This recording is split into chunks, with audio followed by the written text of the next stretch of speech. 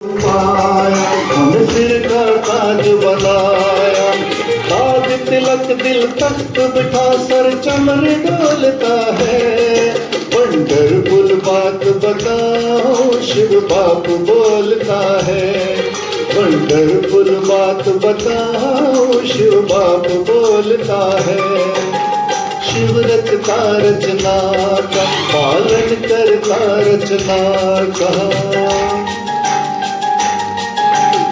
वो भोला बाबा, वो शिव निराकार सतयुग त्रेता द्वापर में नहीं आता, कलयुग के भी अंत में।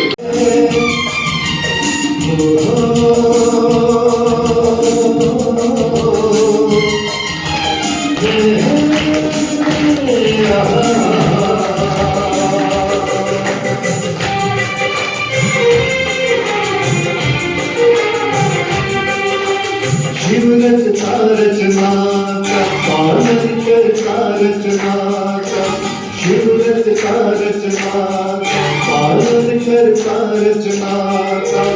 रचता और रचना के अद्भुत राज खोलता है। वंडरफुल बात बताओ शिव बाप बोलता है, वंडरफुल बात बताओ शिव बाप बोलता है। शिव रचता रचना का पालन करता रचना का, शिव रचता रचना का पालन करता रचना का। रचता और रचना के अद्भुत राज खोलता है। वंडरफुल बात बताओ शिव बाप बोलता है, वंडरफुल बात बताओ शिव बाप बोलता है। तो जब भी उदासी आती है या मायूस होते हैं तो खुशी वाले दिन को याद रखेंगे कि हमने जब शिव बाबा के साथ अपना जन्मदिन मनाया था तो उस समय हम कितने खुश थे। जब वो खुशी वाला दिन अपना याद कर रहे थे, वो इंतजार के पल पूरे हुए और अभी हमारे बीच में आज के मुख्य अतिथि भ्राता सतपाल जी पहुंच चुके हैं। तो मैं कहूंगी कि सावन में जैसे हरियाली होनी चाहिए, सावन में जैसे हरियाली होनी चाहिए, तालियां होनी चाहिए, इतने में जोरदार तालियां होनी चाहिए। तो बहुत बहुत थैंक्स भ्राता जी का, दिल से आभार व्यक्त करते हैं कि भ्राता जी हम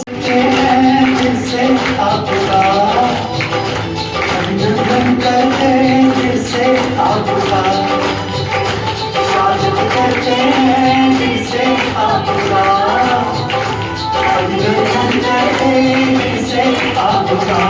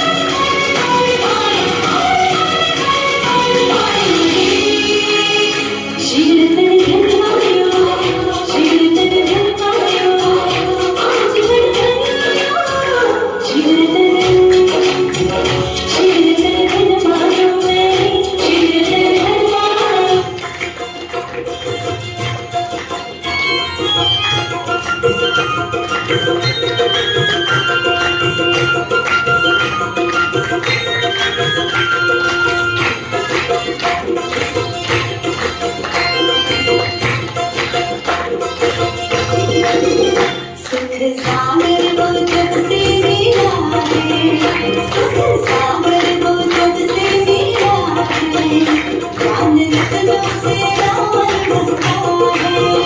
तेरा ज्ञान बाबा जिसने भी गाया, तेरा ज्ञान बाबा जिसने भी गाया, जिंदगी को बदलने लगता है।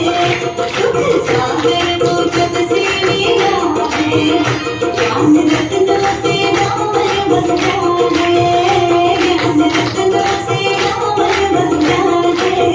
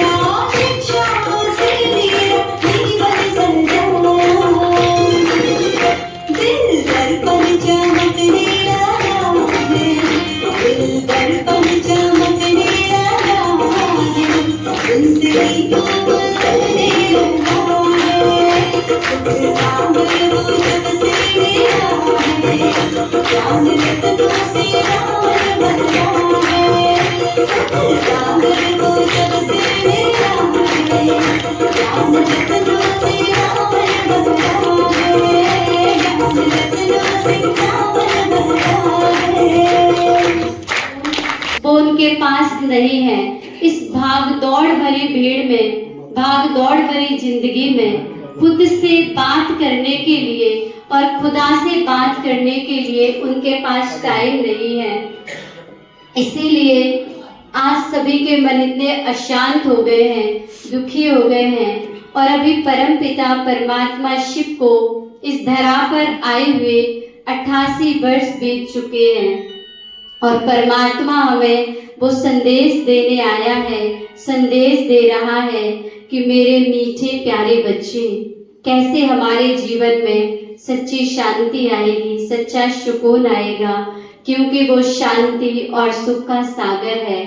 तो जो आज यहाँ पर पहली बार आए हैं, मैं उन सभी को कहना चाहूंगी कि आप सभी भी इस सच्ची शांति को, सच्ची खुशी को प्राप्त करें और अपना जीवन सुख शांति से भरपूर करें। उसके लिए वो हर रविवार को, इतवार को सत्संग में जाता, तो अपने बेटे को उस दुकान पे बोलता था कि आप बैठो, मैं सत्संग में जा रहा हूँ।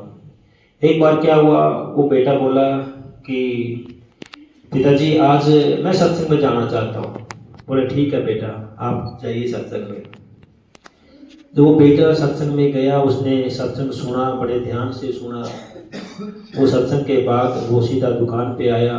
उसके पिताजी ने बोला कि बेटा आप बैठो, मैं घर पे जाके खाना खा के आता हूँ। जब वो बेटा वहाँ पे बैठा तो एक गाय आई, और गाय ने कुछ दुकान से कुछ खाना चाह जो आगे रखा था, तो उसने नहीं टोका। इतने में उसके पिताजी खाना खा के आए, उसने देखा कि गाय कुछ खा रही है और बेटा उसको टोक भी नहीं रहा, तो उसने जल्दी से आया और गाय को भगाया। और बेटा उसको बोला अपने बेटे को, अरे मूर्ख, ये क्या है, आपके सामने तो गाय खा रही है और आपने इसको क्यों नहीं रोका।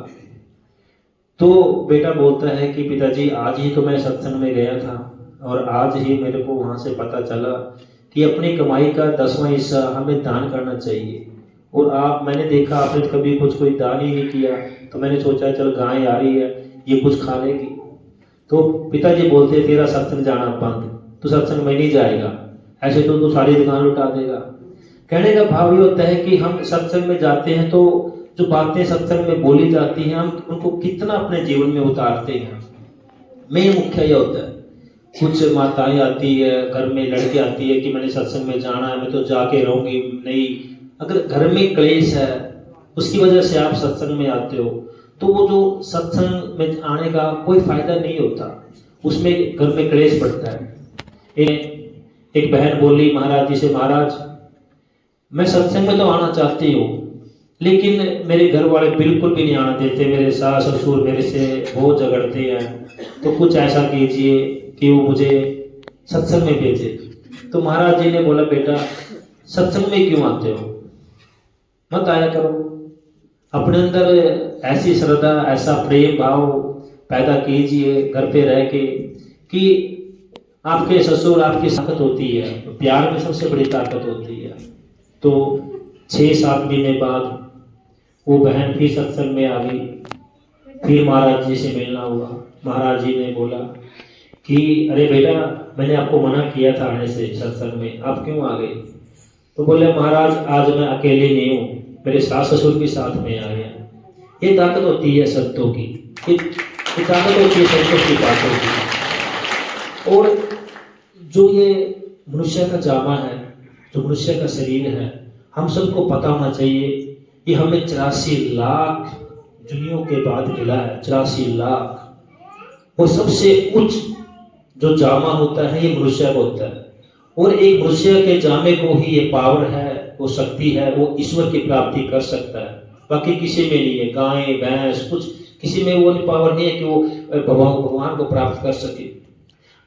लेकिन हम इसी शरीर को, जिसको भगवान ने सबसे श्रेष्ठ, सृष्टि में सबसे श्रेष्ठ बनाया है, उसके तो अंदर जो देवालय है, हम क्या करते हैं, मांस मच्छी मीट खाते हैं और उसी शरीर को, उसी मंदिर को हम गंदा कर लेते हैं। जब हम गंदा कर लेते हैं तो फिर प्रभु की प्राप्ति कैसे हो सकती है? कभी नहीं हो सकती। सबसे पहले हमें अपना मन साफ करना होगा, अपने विचार बिल्कुल सरल बनाने होंगे। अगर कोई कह दे कि भाई सोचने से कर्म नहीं बनते, मैंने तो कोई कर्म नहीं किया, भाई सोचना क्या पाप होता है? अगर मैं कोई किसी के बारे में बुरा सोचता हूँ, क्या वो पाप होता है? बिल्कुल होता है। क्योंकि जब आप किसी के बारे में बुरा सोचोगे तो किसी ना किसी दिन उसको आप करने में भी लेके आओगे। आज किसी के बारे में बुरा सोचोगे, कल सोचोगे, कहीं ना कहीं पर आप उसी सोचने के बारे में फिर आप उसको कथनी में लेके आओगे, ऐसा कर्म करोगे। इसलिए हमें बुराई को सोचना भी नहीं है, उसके बारे में सोचना भी नहीं है। अपने विचार इतने शुद्ध रखने हैं ताकि बुराई आसपास भी ना आए। मेरी माताएं, मेरी बहनें, आपको सबको ये पता होना चाहिए कि इस सृष्टि में जो डेडिकेशन, जो न्यौछावर की जो भावना है, वो मातृशक्ति में होती है। वो अपने आप को निछावर कर देती है, वो बहुत प्रभु के बहुत पास होती है। तो ये शक्ति जो आपको मिली है शायद उसकी वजह से है कि आज मेरी माताएं ज्यादा हैं, भाई कम है। लेकिन कुछ पाखंडी भी होते हैं, जो ऐसे बाबा होते हैं जो ये पाखंड का चोला धारण करके बैठ जाते हैं। वास्तव में आप सभी अपने ही घर में आए हैं। भगवान अपना है, भगवान सबका है। तो जी उसका घर माना मेरा अपना घर है। और एक खुशी की बात बता दूं, पहले जी भ्राता करण सिंह जी का घर था, उन्होंने सेवा में दिया था। लेकिन अब जी माउंट आबू से रजिस्टर्ड हो चुका है, ये सत्संग बन चुका है, ये माउंट आबू की लिस्ट में है। ये उस संस्था की ब्रांच है जो इंटरनेशनल संस्था है। 140 देशों से भी ऊपर ये संस्था अपना कार्य कर रही है। भ्राता जी अभी बोल रहे थे कि बहनें अच्छी भावुक होती हैं, मातृशक्ति। एक खुशी की बात ये भी सुना दूं, इस प्रजापिता ब्रह्मा कुमारी श्री विश्वविद्यालय का संचालन सारा मातृशक्ति ही करती है। भगवान ने ज्ञान का कलश मातृशक्ति को दिया है। इसका नाम रखा है शिव शक्ति पांडव सेना। शक्तियां माना बहने, पांडव माना भाई। पांडव सिर्फ 5 ही।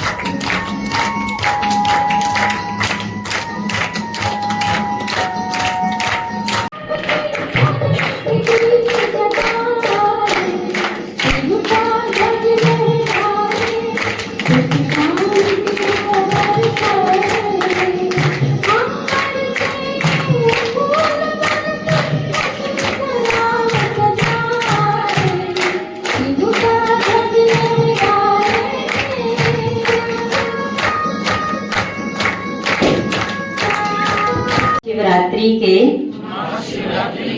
पावन अवसर पर परमपिता परमात्मा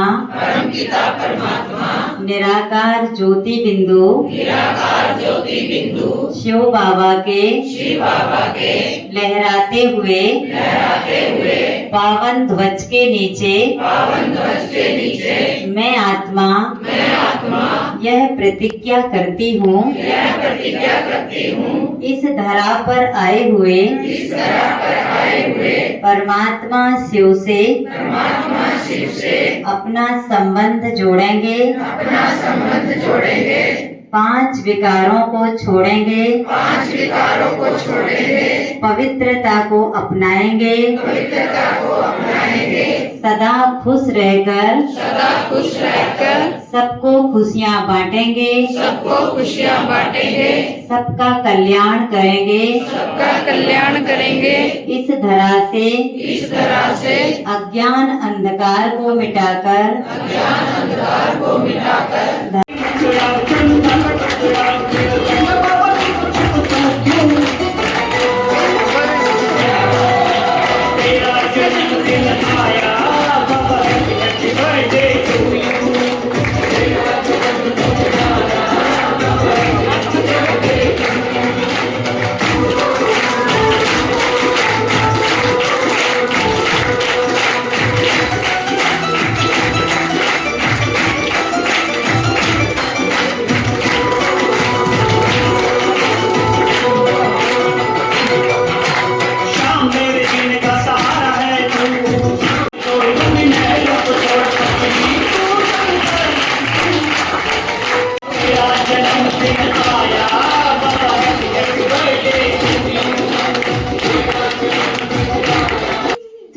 शिव बाबा पढ़ाते हैं, खुशियों के सागर समझाते हैं।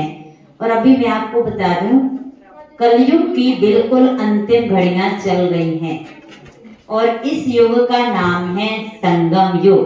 अभी कलयुग नहीं चल रहा है, क्या चल रहा है?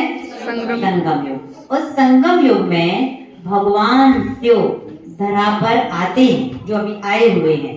और आप अभी सुन रहे थे, कितने साल हो गए भगवान को धरती पे आए? 88 साल। अब 88 सालों से भगवान आया है।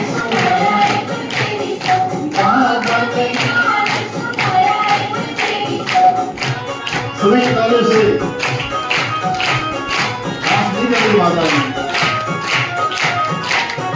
नाम तीरथ जंगल भटकी, नाम तीरथ जंगल भटकी, घर बैठे समझाया मन तेरी सौ धरती पर स्वर्ग दिखाया मन तेरी सौ मेरे बाबा ने ज्ञान सुनाया मन तेरी सौ कि तेरा बाबा होना छड़िया नहीं जाना, लड़ पड़ के तेरा बाबा होना छड़िया नहीं जाना, तेरे करे उतिया गैया पीछे हटिया नहीं जाना।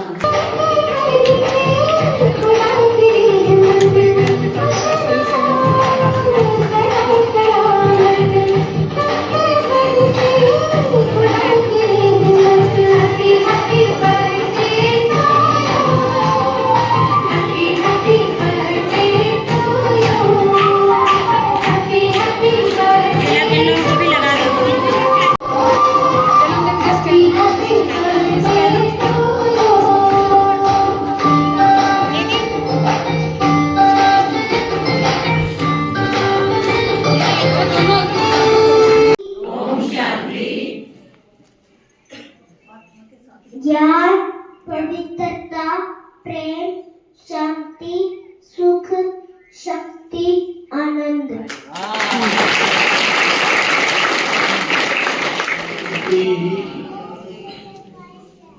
तो आज 89वीं त्रिमूर्ति शिव जयंती आज मनाई गई हम सब आत्माओं के परमपिता परमात्मा शिव, जिनको 88 साल हो चुके हैं धरा पर अवतरित हुए, और 89वीं त्रिमूर्ति शिव जयंती एक दिन जैसे बढ़ा करके मनाई जाती है ना, वो मनाएंगे। इस अवसर पर आप सभी यहाँ पहुंचे, आप सभी को मुबारक हो दिल